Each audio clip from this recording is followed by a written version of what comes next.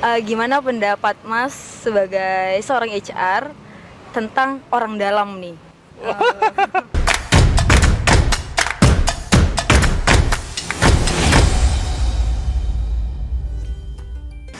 Oke, ini adalah episode di mana gue akan bertanya kepada orang-orang yang ada di sekitar sini seputar KPI, dunia kerja, dan mereka juga boleh nanya balik ke gue tentang apapun tentang karir. Jadi tonton sampai habis, siapa tahu ada pertanyaan mereka yang relevan buat karir kamu. Yuk.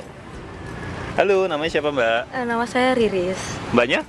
Perlina. Mbak, boleh tahu nggak kerjanya apa sekarang? Saya HR.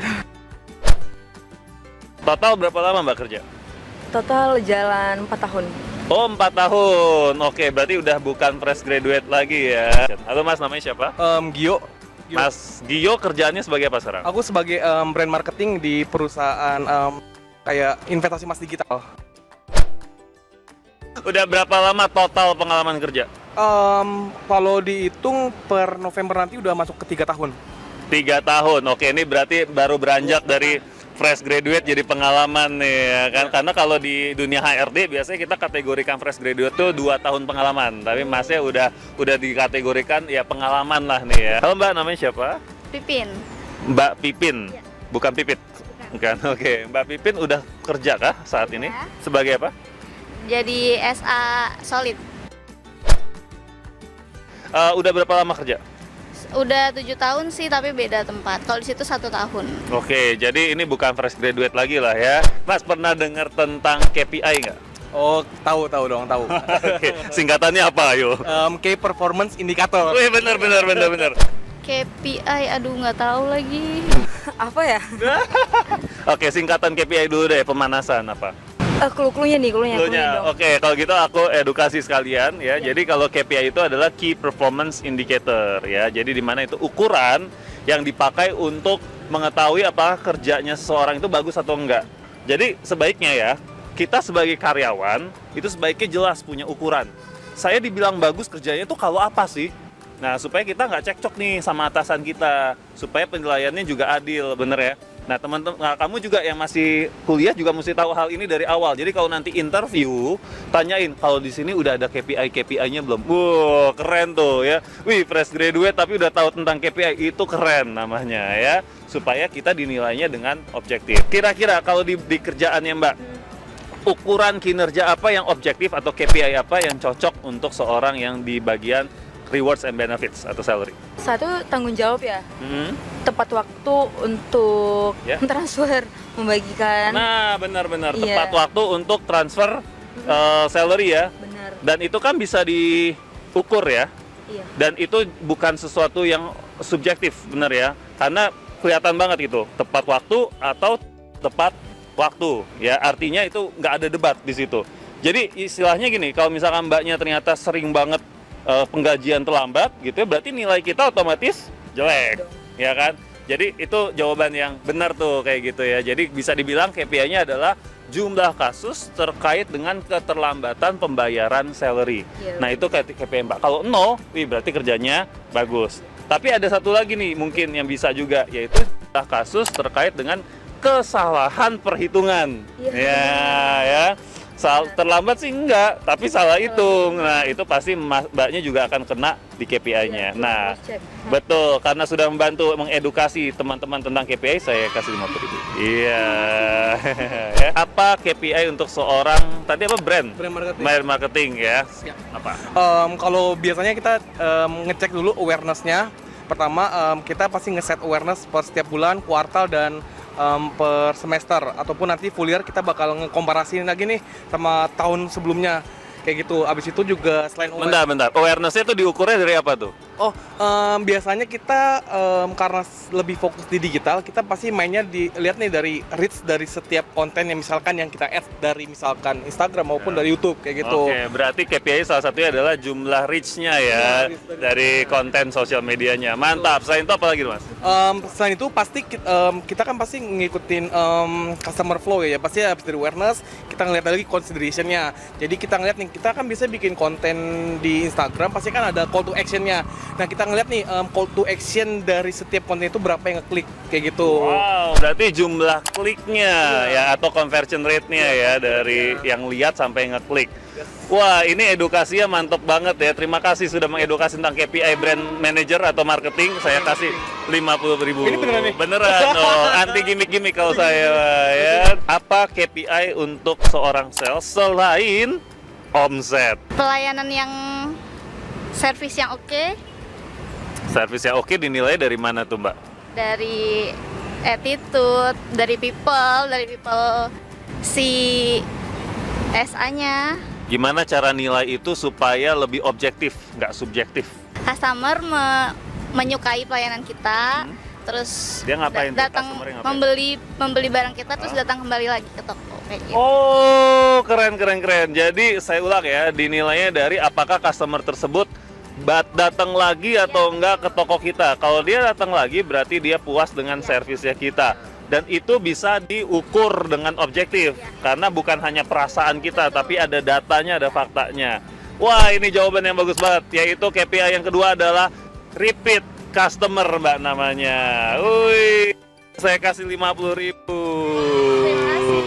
Mantap. Jadi semoga setelah ini Mbaknya jadi punya penilaian yang lebih objektif, fair dengan atasannya. Jadi nanti bilang sama atasannya, saya dinilai jangan hanya dari omset, tapi lihat customer saya juga balik semuanya. Wih, mantap. Mas, ada pertanyaan nggak seputar karir? Saya bisa bantu jawab mungkin nanti. Pengen upgrade ya, upgrade tuh kayak next role, misalkan dari kan sekarang kan masih XC ya, pengen naik ke senior, mungkin kayak gitu sih. Gimana caranya untuk mengoptimalkan itu supaya tanpa aku minta dari leadku tuh sendiri udah bisa melihat seperti itu. Wow, oke. Pertanyaan bagus banget. Gimana caranya kita biar bisa dinilai dan dilihat bahwa kita siap untuk dinaikkan ke role berikutnya gitu ya, baik itu senior maupun asisten manager or whatever it is ya. Oke, ada beberapa hal nih. Yang pertama adalah leadership. Ya, yang membedakan antara role yang di bawah dengan yang di atas itu adalah kemampuan leadership. Nah, leadership itu sendiri role-nya banyak banget di dalamnya atau kompetensinya itu banyak banget gitu ya.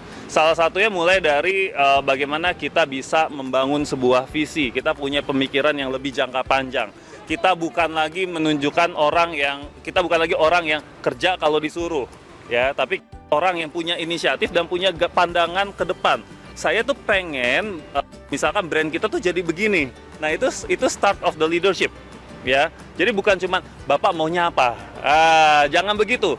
Coba tunjukin saya juga punya visi untuk pekerjaan ini, untuk perusahaan ini. Nah, di situ mulai akan kelihatan, wah ini anak ada leadershipnya, ada ownershipnya juga gitu ya. Nah, selain itu tunjukkan inisiatif gitu. Gimana kalau kita gini? Gimana kalau kita begitu? Jangan terlalu pedulikan berapa banyak inisiatif yang akhirnya kepake. Yang penting kita keep giving inisiatif. Dan jangan juga mentalnya begini. Nanti gua kasih inisiatif, kasih ide, entar gua juga yang disuruh kerjain. Nah, itu tuh yang paling membuat orang-orang jadinya stuck. Ya, karena mereka takut kalau mereka kasih ide, terus mereka yang ngerjain, mereka yang repot. Padahal itu bagus untuk pembuktian. Nah, jadi yang ketiga adalah create your own stage. Jadi kita harus tahu bahwa di perusahaan kita bersaing dengan banyak orang, right? Jadi kita harus meng-create kita punya panggung. Ya, dengan cara ya tadi inisiatif tadi gitu. Contohnya ya simpelnya gini, gimana caranya biar orang-orang notice bahwa kita ada di perusahaan itu dan kita bagus. Ya berarti kita harus kelihatan hasilnya. Kita harus terlibat dalam banyak hal. Kalau misalkan kita nggak pernah terlibat dalam project A, project B, ya kita nggak akan terlihat. Nah, dan kita harus mengajukan diri.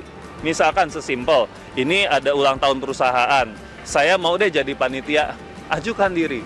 Ya, itu adalah cara simpel untuk kita membangun stage kita sendiri atau panggungnya kita sendiri. Dan I did that gitu ya, long time ago of course. Ya, dan itu cukup berhasil. Ada notice ada di situ. Oke, cukup menjawab? Oke, menjawab berarti lebih ke arah inisiatif sama owner, kayak punya sifat untuk ownership ya. Betul. Kayak gitu. Betul. Oke, jadi nggak cuma disuruh tapi memberikan ide gitu. Betul. Jangan pernah berpikir bahwa kalau saya bisa menyelesaikan semua pekerjaan, otomatis saya akan dinilai siap untuk ke role berikutnya. No. Kalau hanya begitu aja, berarti kamu siap untuk dikasih kerjaan lebih, titik. Itu aja. Ya, bukan next role gitu. Gimana pendapat Mas sebagai seorang HR tentang orang dalam nih? Oke. Boleh nih dibantu. Oke, tentang orang dalam ya. Iya. Tadi saya juga udah bahas nih sama gitu ya. Kata-kata orang dalam ini kan sekarang konotasinya negatif, ya. Tapi sebetulnya orang dalam itu kalau kita pandang lebih lebar, lebih luas, itu adalah network yang kita punya yang kebetulan ada di perusahaan tersebut, betul ya. To be honest, saya di karir saya nggak pernah apply kerja karena saya selalu ada orang dalam. Nah, orang dalamnya inilah yang narik saya untuk minta bantuan saya untuk kerja di situ. Kenapa begitu? Karena saya punya reputasi. Sejak kuliah saya berorganisasi, ya, lalu saya punya orang-orang yang udah kerja dan senior-senior. Dan mereka melihat kinerja saya menyenangkan, sehingga mereka ingat, oh ada si Samuel nih. Wah, waktu dia butuh orang seperti saya, dia ingat, lalu dia tarik. Tentu saya tetap melalui proses-proses rekrutmen sebagaimana mestinya. Tapi kesempatan saya untuk diterima jauh lebih besar karena sudah ada rekomendasi orang dalam. Nah, dalam kasus seperti itu, saya mendukung. Justru saya menyarankan orang-orang untuk mencari siapa, kamu punya orang dalam nggak di kampus di perusahaan-perusahaan yang bisa bantu kamu untuk mendapatkan kesempatan, ya, bukan harga mati, bukan pasti ya, tapi kesempatan untuk masuk ke situ. Nah, beda cerita kalau orang dalamnya yang modelnya adalah membuat kita jadinya curang. Ya, jadi membuat kita yang harusnya mengikuti proses seleksi A, B, C, D, E, terusnya di shortcut, nggak usah. Nah, saya pun juga sebagai HR nih, recruiter waktu itu pernah mengalami, ya, di mana saya dimarahin sama seorang senior gitu ya dari divisi lain yang tiba-tiba marah gara-gara kok ini ponakan saya nggak kamu lolosin. Wah, kalau itu saya tentang. Walaupun waktu itu saya masih fresh graduate, saya bilang emang nggak cocok, emang nilainya nggak pas, jadi saya nggak lolosin. Itu saya nggak takut kalau itu. Walaupun waktu itu saya fresh graduate, tapi saya punya nilai. Ya, saya nggak peduli kalau ada orang atau bos-bos yang membenci saya karena titipannya dia tidak saya lolosin. Gitu. Jadi jangan pandang orang dalam hanya yang negatifnya aja. Kita bisa pakai manfaatkan orang dalam asalkan kita tetap mengikuti prosedur yang ada. Nah, itu pandangan saya. Gimana sih rasanya jadi HR? Jadi HR itu luas, itu yang pertama. Dan HR itu punya jalurnya masing-masing dan punya kompetensi yang beda-beda. Contoh, di bagian salary ya, rewards and benefits, right? Nah, itu kompetensi yang dibutuhkan adalah ketelitian, suka dengan angka, beneran? Suka dengan data, suka dengan Excel sheet mungkin, gitu ya, mau nggak mau. Tapi di sisi lain ada HR yang super berbeda, contohnya di training, right? Kalau di training, ya kita lebih akan berpikir kreatif, gimana caranya biar membuat training yang efektif dan tidak membosankan, kan gitu ya. Kita ada analisanya juga, tapi akan lebih banyak berhubungan dengan people. Tapi kalau orang di rewards, dia tidak terlalu berhubungan dengan people. Justru bahaya kalau berhubungan dengan people, nanti dia disogok-sogok. Tapi kalau misalkan sama orang learning, training, ya, atau sama recruiter, ya, kita harus dealing with people. Jadi beda banget nih. Bahkan kalau saya misalkan sebagai recruiter, itu kayak orang sales rasanya. Karena tiap bulan ditargetin. Gitu. Itu di zaman awal karir saya, tiap bulan ditargetin harus ada hire orang. Ya, dan hire orang itu nggak gampang. Nah, jadi kalau gimana rasanya jadi orang HR, tergantung kamu orang HR yang mana. Kalau kamu orang HR yang operation, maka yang akan kamu rasakan adalah ya udah kerjanya sehari-hari mirip, ya, day to day mirip, sangat terprediksi. Tapi kalau kamu kerjanya sebagai recruiter, kamu akan benar-benar under pressure. Ayo, mana hire-nya, mana rekrutmen barunya. Kalau kamu sebagai training, ya mungkin kamu harus lebih banyak analisa juga, ngobrol sama banyak orang dan sebagainya. Nah, jadi inilah menariknya berkarir di HR. Kamu bisa pilih sesuai dengan apa yang jadi keinginan kamu, ya. Dan nanti kalau misalkan mau muter-muter di HR, artinya kompetensi kita juga akan sangat terdevelop. Ya, nah ini udah muter-muter kan? Nah, ya. Artinya udah terdevelop. Kita akan belajar soal data, kita belajar soal analisa, kita belajar soal people skills, kita belajar soal strategi bisnis. Karena HR yang benar adalah HR yang bisa mendukung bisnis. Nah, itu saya ajarin ke mana-mana gitu ya. Jadi perhatikan, mau masuknya jalurnya mulai dari mana? HR yang mana? Kalau lebih suka yang dinamis, ya mungkin sebaiknya jangan masuk ke yang HR operation.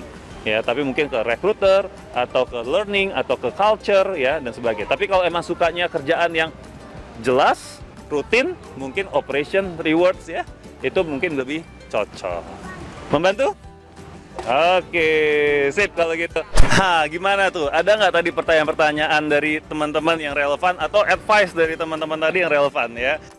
Yang bermanfaat silakan like dan subscribe di channel gua, dan kalau mau ada pertanyaan seputar karir langsung aja tulis di komen ya. Nanti gua jawab mungkin di video-video berikutnya. Bye bye.